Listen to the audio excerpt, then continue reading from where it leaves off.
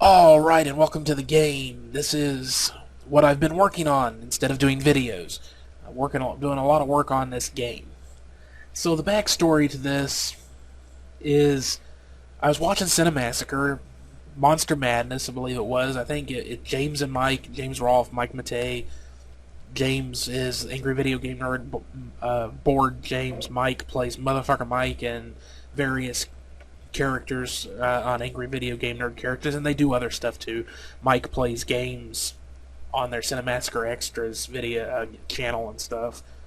They do James and Mike Mondays, different things. If you've never seen Cinemassacre, go check them out. They do a lot of funny stuff. Angry Video Game Nerd's pretty damn funny. Board James is pretty damn funny and interesting at times too.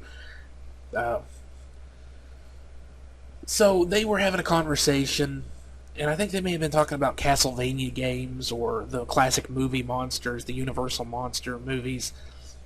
But it kind of got all tied up, and James, I believe it was, made a comment. Why had no one ever made an RPG based around movie monsters, the classic movie monsters? So that kind of registered in my head, and it's a good idea, an interesting idea. It'd be an interesting, fun game to make. Only, of course, I would want to do lots of different movie monsters, not just the classic Universal movie monsters. So that kind of planted the seed for this game. And then Game Jolt did this whole policy change where any fan game is put on a separate channel off the main site. So I ended up doing a reworking of my first game, Jack to the Future, and turned it into The Adventure of Fuckface with a whole bunch of reworked stuff and expanded stuff. So this one I decided to kind of do the same thing. It's like, if I'm going to put all this time and effort into working on a game and it won't even appear on their main site, then I'm not going to do it the way I originally was, which was just going to have the Cinemassacre guys in it with their faces and stuff, pictures. But I decided, okay, I'll just kind of do parody-ish characters. So instead of Board James, we have Board Jimmy. He's still the nerd. He's going to be a slayer. We have Mutterficker Mikhail, a warrior of Adlez. We have Pathetic Prosperity Punter, Bad Luck Bootsy, who is a Nintenja. We have Ruin the Sidekick, who is their friend Ryan. And we have one of my own additions, which is a Arch Warhammer, who in the game is going to be Archicus Wars Hammer, an Adeptus Orcus. We have Sentimental the Critic, and another one of my additions, kind of a new YouTuber, goes by Crescent Moon, with that spelling, CRECENTMOON, Crescent Moon. She's going to be a White Fox Maiden, and she's played Cravenhurst Asylum. She's currently playing The Adventure of Fuckface on her channel periodically. And I do have kind of an outstanding offer that anyone who plays my game on YouTube, I will put into one of my games in the future, probably. It just depends. But in this case, I've had dialogue back and forth with her in YouTube comments, and I decided to put her in the game, and you know, why not? Plus, the way I had arranged all the other characters, I ended up with a whole bunch of combat guys and no healer. So I needed a healer, and since I was thinking of putting her in the game anyway, she's kind of the healer of the group. But she can still kick ass. Because one of the things in the first game is that the combat is supposed to be kind of rough. You know, you have to use your abilities and learn the weaknesses of your enemies and your strengths and what your powers, when combined, can do. Well, the abilities, you know, like in the first game, one of the abilities gives everybody higher attack, which means that you can hit harder. If you combine that with another character's ability to lower the enemy's defense, you can just wreck them. So it isn't really difficult, but it is kind of tactical, and you have to learn what will and won't work against different enemies. So I wanted to do that in this one too. Because I think if you're going to have combat in a game, you should make it interesting. If it's just there, then why have it in the first place? So, all the characters have their own style of fighting, their own purpose within the party. And different enemies will be weak against certain things that they can do, or strong against certain characters. You know, there's going to be tactics involved. I just think that's, like I said, if you're going to have battles in a game, you should make them interesting. You should actually work to make it an interesting, give and take sort of system, to where there's something to learn, there's some challenge, and there's things to learn and figure out, and tactics. There should be tactics. You should not be able to get through an entire game just hitting the attack button over and over again. That's just bullshit. So that was important to me. So putting Crescent Moon in helped me round out the party with a proper healer instead of a... Motorficker Mikhail is a paladin character, so he has some limited healing ability. But that was about it. So I needed that rounding out, that proper healer character. Alright, so the format of the game, as I said, it's based around the classic movie monsters, plus incorporating things from... So you're going to get some references to the Cinemassacre crew. There's going to be references to Arch Warhammer, Crescent Moon references from watching or play my other games, and whatever else I decide to incorporate in. There's going to be references to Nostalgia Critic, Sentimental Critic, plus all sorts of other stuff. I like to do referential humor and parodies and juxtaposition and incongruity. I love doing all sorts of different things. There's going to be loads of wordplay. Expect puns. I don't care if some people hate puns. I like puns, so expect them. I like doing wordplay. So the story of the game is that Bored Jimmy is at the same convention in Vegas that Fuckface, or not, who is not a parody of a famous Irish guy. They're at the same convention in Vegas, and Fuckface has just returned from his adventure, and Bored Jimmy, who is just down the hall, is going to get yanked off to the future, that fantasy realm of the far-flung future, and have to go on his own quest. Now, in the first one, a meta joke is the game developer, I'm responsible for everything that happens, and there's a version of me in the game, an avatar of me in the game, in the first one, who was making everything happen too. He was the one that gave Fuckface the quest, so it was a meta joke. In this one, we don't know who's responsible for Jimmy being brought to the fantasy realm of the far-flung future yet. Of course, I do, but in-game version of me doesn't know what's going on either. He's detected magical anomalies and he's investigating. So he's going to, again, he's going to play the role of the kind of the Gandalf helpful character, but he's going to more or less be regulated to that role in this game. Instead of being the quest giver, he really is just there to help you. Captain Exposition, I guess you could call him. As well as kind of the touchstone character, the one that in some games you have to keep going back to a certain character to find out what the hell you're supposed to do next. He's going to kind of play that role. Some different things all mashed together, drawn from different sources, but mainly he's just, my avatar guy is just going to be the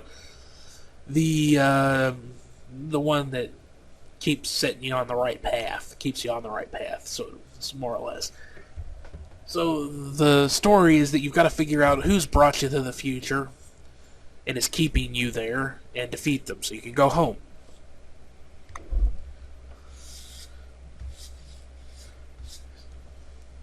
There might even be some Wizard of Oz references. I haven't decided yet, since there are some similarities in the story there. But The interesting part is where you've been brought to. Board Jimmy has been brought to an area that is full of chaos magic. It's corrupted by chaos magic, which is kind of a reference to Warhammer, but the idea of chaos magic is not exclusive to Warhammer. It's just the idea of an area that is soaked or contaminated by magic that's not focused is really what it's all about. And whoever is responsible for bringing and keeping him in the future, the fantasy realm of the far-flung future, is also using all that magic against him by using the things he loves against him. It's one of the first things you learn in the plot. So I'm not really giving anything away. So that's why it's going to be based around movie monsters and games and stuff. So it's things that Board Jimmy would recognize. Which also brings me to puzzles. Now, there are no puzzles, really, except for finding some keys and stuff, which are very loosely called puzzles. Technically, it's a puzzle, but only in the most loose sense. And I really debated on doing puzzles in this one, because I'm not a fan of them. A lot of times you play an RPG, the puzzles are really just there to waste your time, or they're so easy that they might as well not be there at all. So I was really debating on whether or not to put puzzles into the game.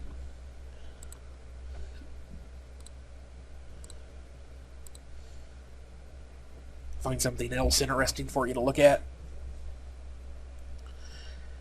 And I finally decided, well, since part of the plot is that the stuff that's happening to Jimmy and his friends is being taken from their heads, they would expect puzzles in an RPG game. So I kind of have to put them in. But how could I make it interesting for myself? And I found some ways to do it. Traps, for one thing. See, puzzles on their own are kind of boring, but puzzles that have consequences other than just getting through an area, like if you don't pay attention to the clues, you die, or something else bad happens, even just taking damage. As long as, if the puzzle is a trap and there's some consequences involved, and if you don't pay attention, you suffer for it. See, that's more interesting to me. There's some fun to be had there, coming up with the traps and the clues, and also puzzles and stuff. So that made it more interesting, and I thought of some ways to make some of these puzzles and traps and things really interesting. And of course, I'm a stickler for, if something's going to be there, it should fit in. Kind of like with if you're going to do battles, then you should make them interesting. If you're going to do traps and puzzles and stuff, they should fit in with what you're doing. And they should make sense, at least to a degree. There should be a reason for them to be there. And again, there should be consequences if you don't do them right. So, like this area right here is the evil haunted camp. And in order to pass through, you're going to have to find an activation thing for this stone to get to the boss. But before that, you have to complete 5 tasks. You have to beat 5 puzzles to make these rocks go away, so you can get to the boss. Now, I'm not going to give much of anything away about them, except that, what they are. But what makes them interesting to me is that they're actually very easy to beat if you don't do them right. But if you don't, there are consequences.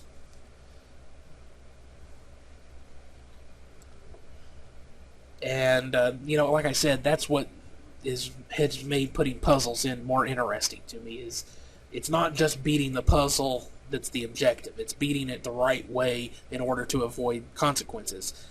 Whether that's something as simple as simply not taking some damage, or if you complete the puzzle correctly, you get a reward for it, or you might die if you don't complete the puzzle correctly, solve the trap correctly.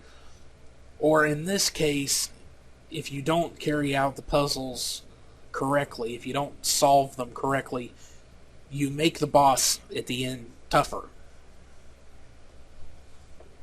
So, there will be actual consequences to not solving puzzles correctly. So, like one of the areas I showed you here is the frozen forest. I think I might put this is a nice blocky area. I might put like a sliding puzzle in there. Just, something simple like that I don't have a problem with. Just something fun. Just a little slidey puzzle. That sort of stuff here and there, and it's a frozen area. It makes sense. Just little things like that will be fun. But a lot of them, I want them to actually have consequences. Again, even if it's just damage or killing you. But of course, killing you in a game like this where you can just reload a save point isn't that big a deal. But it's still a consequence of not solving a puzzle or paying attention and getting around a trap. So I was really wanting to do something like that, and because I wasn't enthusiastic about doing puzzles. Like I said, I don't care for them in games for the most part myself, but having the idea of using traps and consequences and stuff to make them more robust and interesting and challenging to make, as well as get around once you're playing, that kind of sold it off for me in the end. It helped me start working on them. So some other things I can show you here in the Frozen Forest, some examples here. Sorry,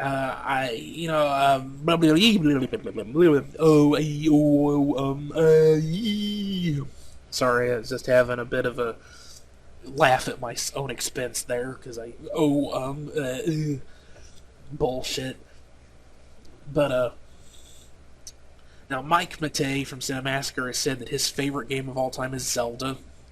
And James also likes Zelda, and they've also talked about, like, Final Fantasy games. And, probably my favorite RPG game was, like, Final Fantasy on the Super Nintendo. It was a kind of a spin-off version. It's not a real popular one, but it's one that I enjoyed. I took a lot of nods from that. Actually, that would be my favorite console. And my favorite RPG of all time is Torment. Planescape Torment. But, again, just the idea that, okay, James and Mike would, this world that they found themselves in, it's going to be drawing, well, Jimmy and Mikhail, it's going to be drawing on their own loves, like the games they've played, to challenge them and try and rebuke them, kill them, stop them.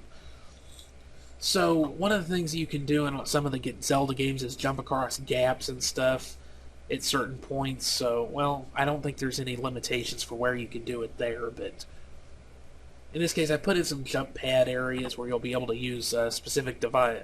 There's going to be magical tarot cards in the game, which is another referential theme that I'm going to put throughout the whole game in different ways.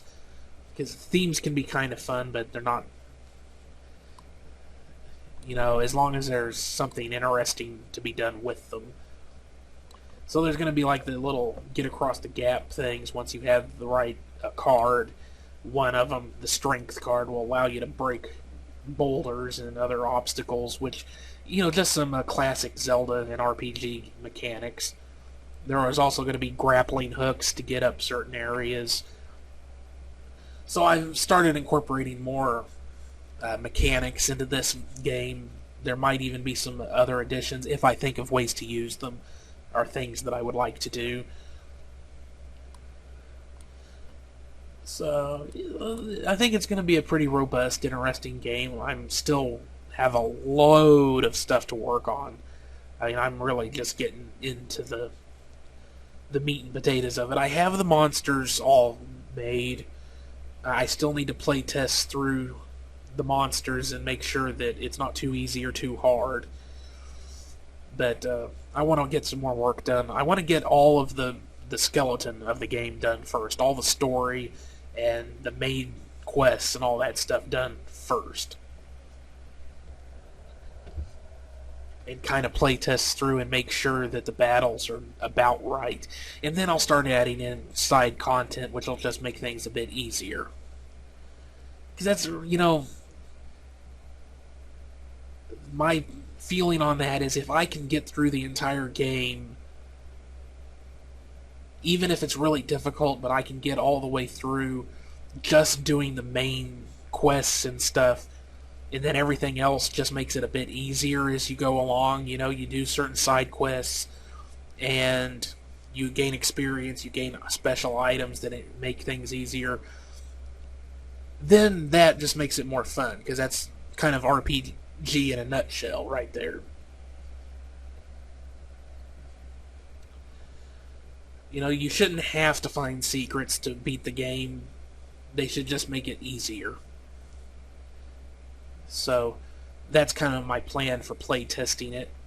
I can go ahead and finish this up here pretty quick. I'll show you the different areas. You start off in the hotel, then you go to a haunted hotel. That's your first area that you end up in. Then, of course, there's the crossroads in the inn area, the frozen forest, the haunted street,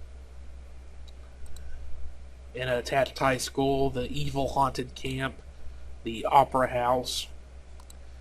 Cravenhurst Asylum is going to make an appearance, is the haunted asylum / hospital area. And the entire thing is there from Cravenhurst Asylum, the game, so that's going to be a huge area to get through. And a lot of work for me to get stuff put through it, but it'll be a lot of fun, it'll be worth it. The Greek maze or labyrinth. See, there's an area, and this has been replaced with a bottomless pit in the working version, because I'm doing this video on my recording computer. So,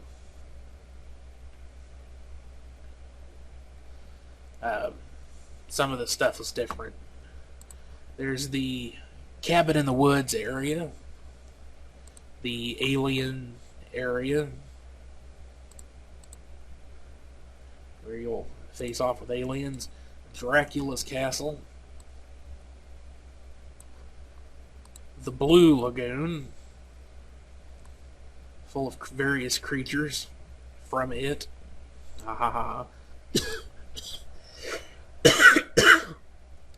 Frankenstein's castle, the Egyptian mummy maze, and a particular street based on a particular game, based on a particular book that's also made its way into various horror adaptations of movies and TV shows and stuff. Not always horror, but